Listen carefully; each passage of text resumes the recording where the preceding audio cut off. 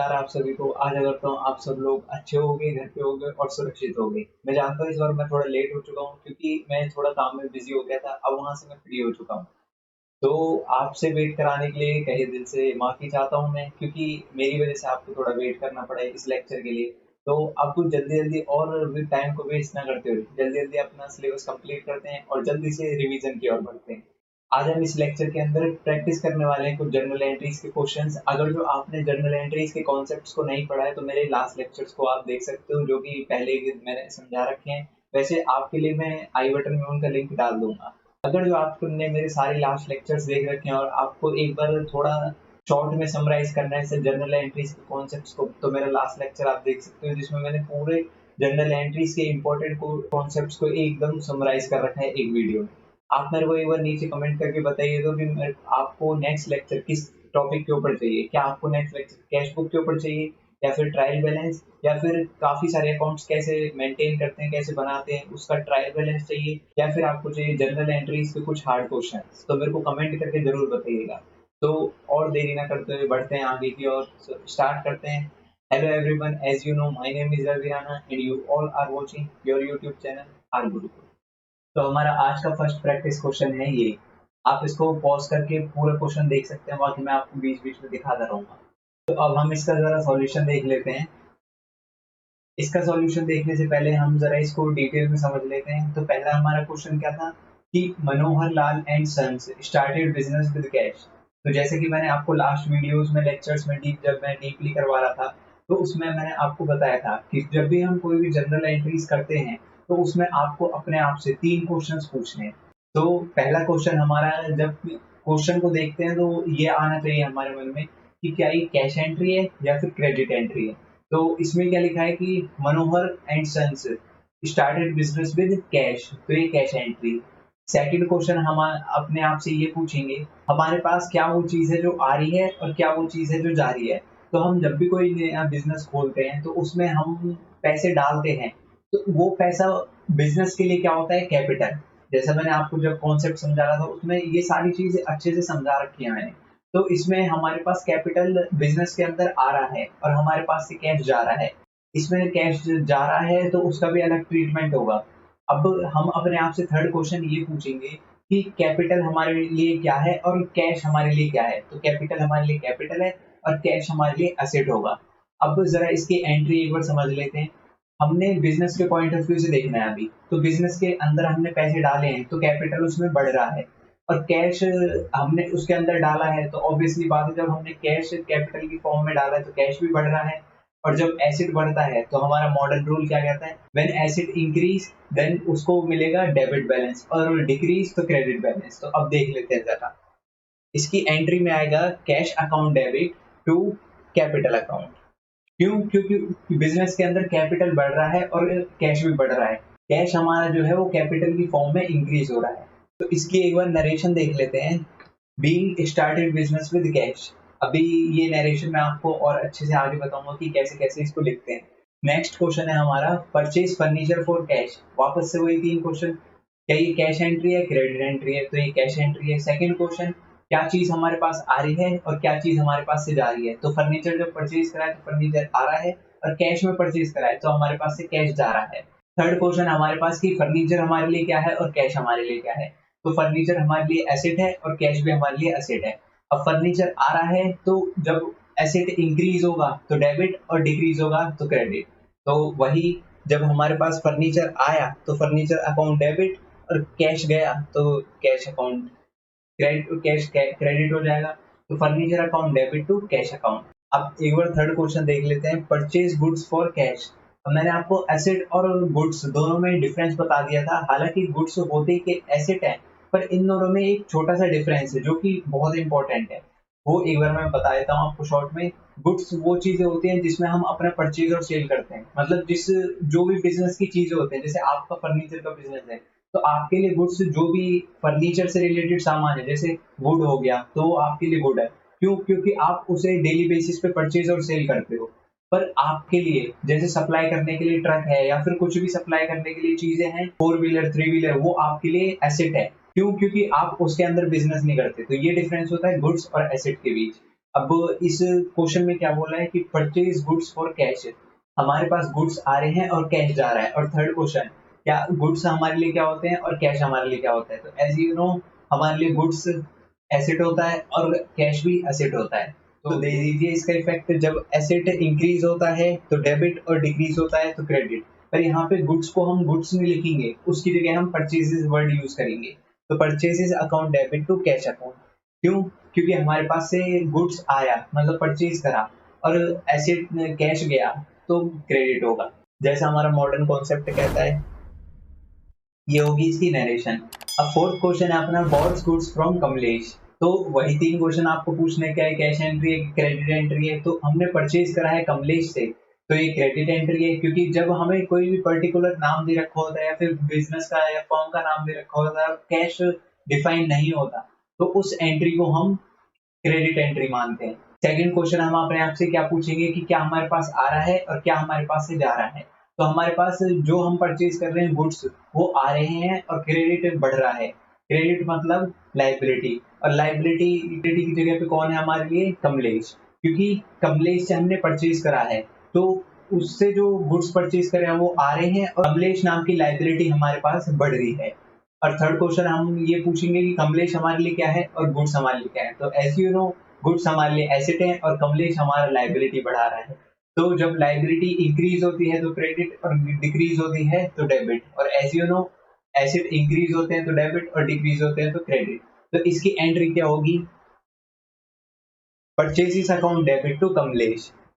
क्यों? क्योंकि कमलेश नाम की लाइबिलिटी हमारे पास इंक्रीज हो रही है और गुड्स हमारे पास आ रहे हैं। फिफ्थ क्वेश्चन हम अपना देख लेते हैं, पेड कैश टू कमलेश। अब हमारे पास कमलेश नाम की लाइबिलिटी जो है वो जा चुकी है क्योंकि हमने उसे कैश परचेज कर दिया। तो पहली एंट्री हमारी मतलब पहला क्वेश्चन हमारा क्या होगा कि क्या ये कैश एंट्री है क्रेडिट एंट्री है। क्यों? तो हमने इसमें लाइबिलिटी हटाने के लिए कैश पे करा है तो ये कैश एंट्री है। सेकंड क्वेश्चन हम अपने आप से ये पूछेंगे कि क्या हमारे पास आ रहा है और क्या हमारे पास जा रहा है। तो हमारे पास से कमलेश नाम की लाइबिलिटी जा रही है और कैश नाम का एसेट भी जा रहा है। तो थर्ड क्वेश्चन हम अपने आप से ये पूछेंगे कि कैश हमारे लिए क्या है और क्या लाइबिलिटी हमारे लिए क्या है। तो एज यू नो मैंने आपको जैसे बताया है तो कमलेश हमारे लिए लाइबिलिटी और कैश हमारे लिए एसेट है। तो अब जब कैश हमारे पास से जा रहा है और कमलेश नाम की लाइबिलिटी खत्म हो रही है तो इसकी एंट्री क्या होगी, Kamlesh account debit to cash account, क्योंकि कैश हमारे पास से जा रहा है और इसकी लाइबिलिटी खत्म हो गई है। नेक्स्ट क्वेश्चन है हमारा, purchase goods from Sohan. Sohan से हमने गुड्स परचेज करे तो हमारे लिए क्या होगा। ये एंट्री आप खुद ट्राई करो और यहाँ पे मैं आपको डायरेक्ट इसका आंसर बताऊंगा। तो इसका आंसर मैं बता देता हूँ। जैसे मैंने आपको बताया तो क्वेश्चन में अगर तो कैश ना डिफाइन करा हो और उसकी जगह पे कोई नाम दे रखा हो या फॉर्म का नाम दे रखा हो तो हमारे लिए वो क्रेडिट ट्रांजेक्शन होती है। तो पहला आंसर आपको मिल चुका है। सेकंड आपको पता है कि जब हमने परचेज करा है तो उसका गुड्स बढ़ रहे हैं, परचेज करा है तो एसेट बढ़ रहा है और लाइबिलिटी भी बढ़ रही है। तो इसकी एंट्री क्या होगी, हम डायरेक्ट एंट्री करेंगे। अब इसकी एंट्री होगी purchases account debit to Sohan account. Next question देख लेते हैं, purchase goods from Sohan for cash. इसमें कैश नाम का एसेट क्लियरली डिफाइन करा हुआ है क्वेश्चन में। तो जैसा कि मैंने आपको बताया था कि जब तक कैश डिफाइन ना हो तो उसे हम क्रेडिट ट्रांजेक्शन मानते हैं, पर इसमें कैश डिफाइन हो रखा है तो ये कैश ट्रांजेक्शन है और आगे आपको इसकी एंट्री पता ही है। तो डायरेक्ट एंट्री बताता हूँ मैं आपको। इसमें आएगा purchases account debit to so cash account. Sohan इसलिए नहीं लिखेंगे क्योंकि ये क्रेडिट ट्रांजेक्शन नहीं है और कैश ट्रांजेक्शन है।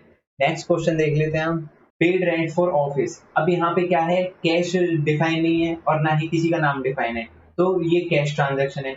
दूसरी बात ये कि रेंट जो हमने वो पे करा है तो वो क्या है हमारे लिए एक्सपेंस, क्योंकि रेंट हमारे लिए एक्सपेंस होता है।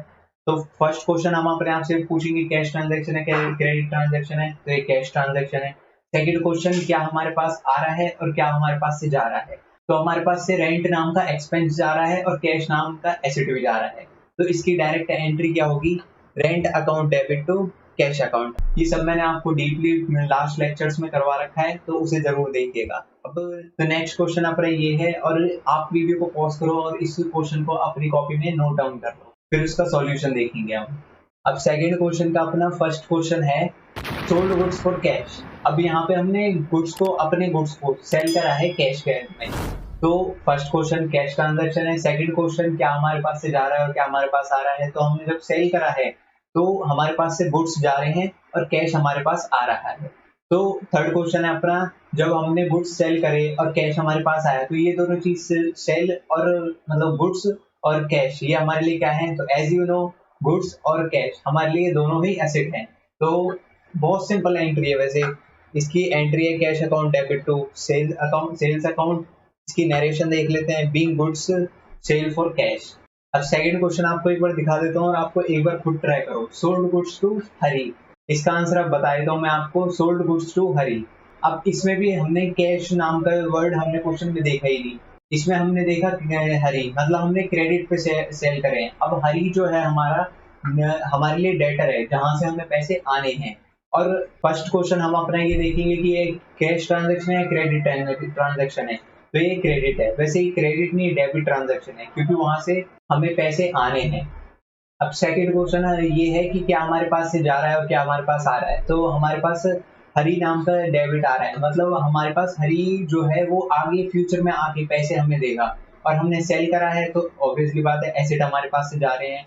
अब थर्ड क्वेश्चन है कि हरी और सोल्ड सेल हमारे लिए क्या है, मतलब गुड्स, तो ये दोनों ही एसेट है।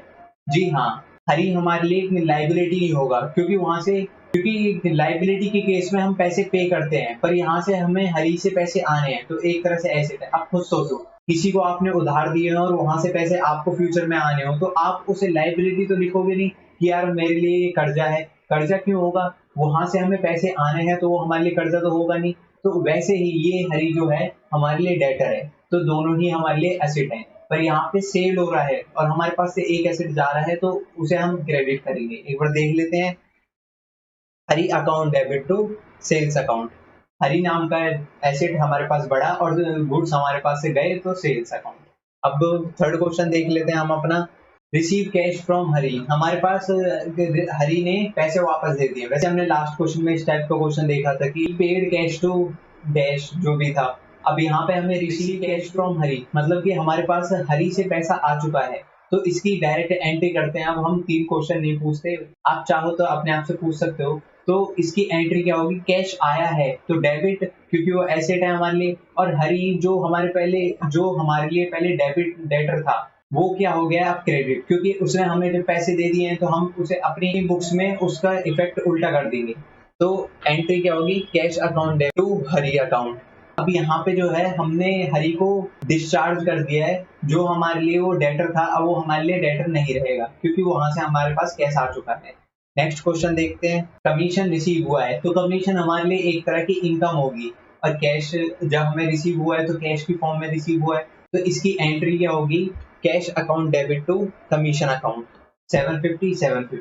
अब नेक्स्ट क्वेश्चन देखते हैं अपना, पेड सैलरी टू गोपाल, मतलब कि हमने सैलरी गोपाल को पे कर दी है, तो इसकी एंट्री क्या होगी, salary account debit to Gopal account. यहाँ पे हमने डायरेक्ट सैलरी पे कर दी है गोपाल को, तो डायरेक्ट उसकी एंट्री कर देंगे।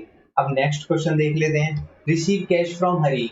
अब ये कौन सी ट्रांजेक्शन है, आपने तो बोला तो उसे हमने डिस्चार्ज कर दिया है, तो ये दोबारा से हमें पैसे क्यों दे रहा है। एक बार आपने ऊपर नोटिस करा, जब हमने उसे कैश मतलब जब हमने उसे गुड्स सेल करे थे तो 30,000 थे, उसके ही नीचे जब उससे हमें कैश में पेमेंट करी सेल की तो उसने 18,000 पे करे थे। अब ये जो ट्रांजैक्शन है ये हमारी 12,000 की है, 12 प्लस 18 इक्वल्स टू 30। अब वो प्रॉपरली डिस्चार्ज होगा क्योंकि उसने पूरे 30,000 पे कर दिए हैं। तो इसकी एंट्री सेम वही होगी, cash account debit to Hari account, क्योंकि वहां से हमें पैसे रिसीव हुए हैं और वहां से हमने उसे डिस्चार्ज कर दिया उसकी लाइबिलिटी से। अब नेक्स्ट क्वेश्चन देखते हैं, withdraw cash from office for personal use. अब इस टाइप की ट्रांजैक्शन पर्सनल यूज जैसे कि होता है, तो जैसे हमारा एक खुद का ऑफिस है तो हमने उसमें से पर्सनल यूज के लिए हमने पैसे निकाले। पहले चलो एक एग्जांपल लेते हैं, आपके पापा जैसे कि बिजनेस करते हैं तो उसमें जब उन्होंने पैसा डाला मतलब कैपिटल, अब यार जब बिजनेस रन कर रहा है अच्छे से प्रॉफिट कमा रहा है अच्छे से ग्रोथ कर रहा है, अब जब आपकी उन्हें कोई भी फीस पे करनी है या फिर घर के खर्चे चलाने हैं तो उसमें से कुछ ना कुछ तो निकालना पड़ेगा ना। जैसे अपना प्रॉफिट तो निकाल लिया, जितना भी प्रॉफिट उनका होता था, जितने भी उनके हिस्से में आता था वो सब उन्होंने निकाल लिया, पर अब एक बात की बात है उन्हें और ज्यादा पैसों की जरूरत पड़ गई है, तो उन्होंने बिजनेस के अंदर से जब पैसे निकाले हैं पर्सनल यूज के लिए, उसमें हम ड्राइंग्स वर्ड यूज करते हैं। जब हम बिजनेस के अंदर पैसा डालते हैं तो वो हमारे लिए कैपिटल होता है। और जो हम बिजनेस से पैसा निकालते हैं खुद के पर्सनल यूज के लिए, तो वो हमारे लिए ड्राइंग्स होता है। जब हमने बिजनेस के अंदर पैसा ऐसा डाला तो कैपिटल, निकाला तो ड्राइंग्स। तो एक बार इसकी एंट्री देख लेते हैं। Drawings account debit to cash account. Cash इसलिए क्योंकि हमने उसमें से, चलो एक बार इसके तीनों क्वेश्चंस बता देता हूँ। पहला ये कैश एंट्री है। दूसरा हमारे पास क्या आ रहा है, कैपिटल की फॉर्म में। कैपिटल जब हमने डाला था तो कैपिटल था, निकाला था तो ड्राइंग था। अब निकाला तो ड्राइंग है, तो उसके लिए हमने डेबिट बैलेंस दे दिया, drawings account debit to cash account. अब थर्ड क्वेश्चन, वेजेस पेड। हमने वेजेस पे करी है किसमें, कैश में, तो इसकी डायरेक्ट जैसे सैलरी की एंट्री थी वैसी इसकी, तो wages account debit to cash account, क्योंकि हमने कैश में पे करा है तो कैश अकाउंट। अब नेक्स्ट और लास्ट इसका क्वेश्चन देख लेते हैं। Bought machinery for cash. हमने मशीनरी परचेज करी है कैश में, तो इसकी डायरेक्ट एंट्री बनती है, मशीनरी नाम का एसेट हमारे पास आया है तो machinery account debit to cash account. Machinery account debit to cash account. यहाँ पे क्वेश्चन हो जाता है ये फिनिश। अब थर्ड क्वेश्चन देख लेते हैं एक बार। ये जो थर्ड क्वेश्चन है ये मैं आपको एज अ होमवर्क दे रहा हूँ ताकि आपकी प्रैक्टिस हो जाए। ये वैसे इतना हार्ड क्वेश्चन नहीं है, इसमें एक दो एंट्रीज हैं जो कि रिटर्न के ऊपर बेस्ड है। बाकी आप, मेरे को पता है आप इजीली अच्छे से कर लोगे क्योंकि आपने कॉन्सेप्ट जितने भी हैं वो अच्छे से कर रखे हैं। आप मेरे को इसके सॉल्यूशंस मेरी इंस्टाग्राम पे सेंड कर सकते हो, इस चैनल के नाम से मैंने आपको यहाँ पे दे देता हूँ, और इस डिस्क्रिप्शन में इसका लिंक भी प्रोवाइड कर दूंगा। वहाँ पे आप मेरे को जरूर इसके आंसर सॉल्यूशंस सेंड कर दीजिएगा। तो फोर्थ क्वेश्चन देख लेते हैं हम। फोर्थ क्वेश्चन आपका ये रहा, इसको जल्दी से नोट डाउन करो और इसके सॉल्यूशंस देखते हैं। इसमें एक से दो एंट्रीज थोड़ी मेन है तो वो मैं आपको जल्दी से बता देता हूँ और आपको अच्छे से उनके कॉन्सेप्ट्स क्लियर करवा देता हूँ। फिर बढ़ते हैं नेक्स्ट की ओर। अब फोर्थ क्वेश्चन का अपना फर्स्ट क्वेश्चन बहुत ही ज्यादा सिंपल है, वो ये है कि sold goods to Dev. So as you know इसकी एंट्री क्या होगी, Dev account debit to sales account. बहुत सिंपल थी आई नो, पर नेक्स्ट जो क्वेश्चन है वो थोड़ा स्पेशल है। वो ये है कि receive cash from Dev in full settlement of his account. मतलब कि रिसीव जो हुआ है वो हमने जो देव को सेल करे हैं वो हमने 1 लाख रुपए का करा, 1 लाख रुपए के गुड्स देव को सेल करे थे, पर उससे जो हमें अमाउंट रिसीव हुआ है वो 98,000 हुआ है। पर उसने एक रिक्वेस्ट भी सेंड करी है, वो ये है, जब हम फुल सेटलमेंट क्वेश्चन में देखते हैं तो एक तरह से रिक्वेस्ट होती है कि आप जितने अमाउंट हम आपको दे रहे हैं उतने में ही आप पूरे अकाउंट को सेटल कर दीजिए। तो अब उसने 98,000 हमें, अब उसने 98,000 कैश जो है वो हमें सेंड करा है, मतलब हमें रिसीव हुआ है, उतने ही पर्टिकुलर अमाउंट में हमें उसका अकाउंट जो है वो सेटल करना पड़ेगा। तो इस एंट्री को करते कैसे हैं, इसमें जनरली हम एक डिस्काउंट अलाउ नाम का वर्ड और यूज करते हैं। मतलब जैसे कि हमने उसे डिस्काउंट दिया है, उसने 98,000 हमें दिए, तो हमें कुछ ना कुछ तो शो करना पड़ेगा। ये थोड़ी लिखेंगे कि हमें 2,000 का लॉस हो गया। उसने हमसे एक रिक्वेस्ट करी कि 98 में मेरा जो अकाउंट है वो फुल सेटल कर दीजिए। तो ऑब्वियसली बात है, जब हम, जैसे कि एक एग्जांपल लेते हैं, आप किसी शॉप पे जाते हो और उस पे जाके आप कुछ कपड़े खरीदते हो, वो होते हैं 10,000 के, पर आप उससे कहते हो कि नहीं भाई हम तो 9,000 देंगे, आप मेरे से 10,000 मत लो, 9,000 लो। अब वो जब आपको एक तरह से राजी हो जाता है कि हाँ चलो आप ले रहे हो 9,000 की, बार्गेनिंग होती है जनरली। फिर उसके बाद जब आप लेके चले जाते हो तो उसका जो अकाउंटेंट है वो ये नहीं लिखेगा कि 1,000 का लॉस हो गया, वो ये लिखेगा कि हमने उसे डिस्काउंट दिया। तो एक तरह से हम उसे डिस्काउंट अलाउ कर रहे हैं कि हाँ तुम्हें हमने डिस्काउंट अलाउ कर दिया है, तुम ले सकते हो डिस्काउंट। वैसे ही इसमें हम पहले हम करेंगे कि कैश अकाउंट, जो हमें कैश रिसीव हुआ है, तो हमें कैश कितना रिसीव हुआ है, 98,000। फिर उसके बाद हमने जो है उसे डिस्काउंट अलाउ करा है कितने का, जब हमने उसे 1 लाख का जो गुड्स थे वो सेल करे और 98 हमें रिसीव हो गए, तो कितने बचे, वो हुए एक 2,000। हमने उसे दिए कितने थे, 1 लाख की चीज, तो कर दिया फुल सेटल। ये होता है अकाउंट को सेटल करने का तरीका। हमने उससे हमने सारी जो इन्फॉर्मेशन थी वो करेक्ट लिख दी। हमने उसे सेल करा था, देव को हमने सेल करा था 1 लाख रुपए का, रुपीज का, तो हमने 1 लाख रुपीज लिख दिए। हमें उससे रिसीव हुआ था कैश में 98,000 का, तो हमने वो भी लिख दिए। पर हमने उसे डिस्काउंट कितने का अलाउ करा था, 2,000 का। तो ये होगी उसकी प्रॉपर जर्नल एंट्री। ये वैसे इंपॉर्टेंट होती है, ये आती है एक डिस्काउंट रिसीव्ड और अलाउ से रिलेटेड आती है, फुल सेटलमेंट से रिलेटेड आती है, एक ट्रेड डिस्काउंट होता है इसी की तरह। जब हमें ट्रेड डिस्काउंट नाम का वर्ड दिया होता है तो हम उसमें हम ट्रेड डिस्काउंट को मेंशन नहीं करते, क्योंकि हमें पीछे से ही वो डिस्काउंट मिला हुआ होता है। अब जरा नेक्स्ट क्वेश्चन की ओर बढ़ते हैं। नेक्स्ट क्वेश्चन है अपना, सोल्ड गुड्स टू मनमोहन 80,000 के। तो इसकी एज यूजुअल बहुत सिंपल एंट्री होगी। पहले चलो दिखाई देता हूँ। Manmohan account debit to sales account. Next question है अपना, मनमोहन रिटर्न गुड्स 1000। जो हमने उसे सेल करा था, हमने मनमोहन को सेल करा था 80,000 के, पर उसे या तो डिफेक्टिव लगे या फिर उसे 1000 के गुड्स जो है पसंद नहीं आए या फिर जो भी इशू हो सकता है, तो उसने रिटर्न कर दिए हमें 1000 के। तो जब हमने उसे सेल करे, हमने उसे अपनी तरफ से सेल कर दिए, अब वो वहां से जब वो रिटर्न कर रहा है तो एक तरह से हमारे लिए सेल्स रिटर्न होगा। तो जब सेल करते हैं हम तो क्रेडिट होता है, और सेल्स रिटर्न उसका उल्टा इफेक्ट डालता है, क्योंकि सेल करा हमारे पास से गुड्स चले गए और रिटर्न आया तो हमारे पास वापस आ गई। तो इसकी एंट्री क्या होगी, sales return account debit to Manmohan. किससे रिसीव हुआ है, मनमोहन से। नेक्स्ट क्वेश्चन अपना है, receive cash from Manmohan in full settlement of his account. मतलब कि वही जो देव ने बोला था कि मेरा आप फुल सेटल कर दीजिए, वैसे ही मनमोहन ने बोला है आपको मैं एक पर्टिकुलर अमाउंट देता हूँ, उसमें आप मेरा अकाउंट जो है पूरा सेटल कर दीजिए।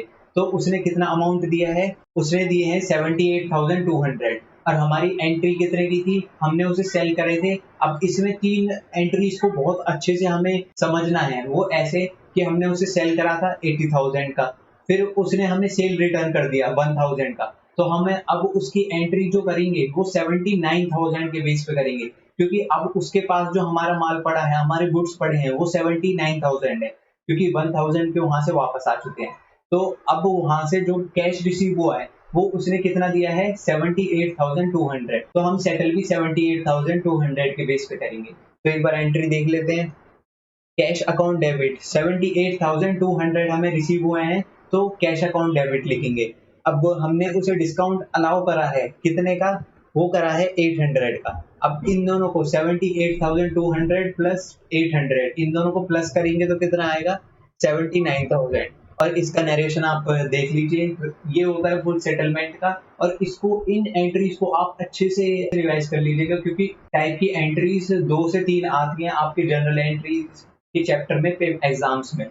सो फाइनली अब आ गए हम इस लेक्चर के एंड की ओर। So I hope you all are really enjoy this video. And इसमें हमने काफी सारे इंपॉर्टेंट कॉन्सेप्ट्स करे, जैसे कि ड्राइंग नाम का कॉन्सेप्ट हमने नया पढ़ा, इसमें फुल सेटलमेंट कैसे करते हैं। और आपको याद दिला दूं, मैंने आपको एक होमवर्क के लिए एक क्वेश्चन दिया है, जिसके आंसर्स आप मेरे को मेरे इंस्टाग्राम पे सेंड कर सकते हो, जिसका लिंक मैं आपको डिस्क्रिप्शन में दे दूंगा इंस्टाग्राम चैनल का। और आपको यहाँ पे मैंने दिखा रखा है, आप इस नाम से भी सर्च कर सकते हो। तो आप इस वीडियो को औरों के साथ भी शेयर करिएगा, ताकि औरों को भी कॉन्सेप्ट क्लैरिटी मिले। और congratulation to all of you, क्योंकि आपने अपने टाइम को वेस्ट नहीं करा, उसे अच्छी जगह पे इन्वेस्ट करा है। आपको इस वीडियो के और इससे पहले के जितने भी लेक्चर्स थे, कोशिश करिए, मैंने और मेरी टीम ने कोशिश करी है आपको नए कॉन्सेप्ट, नई चीजों को सिखाने की।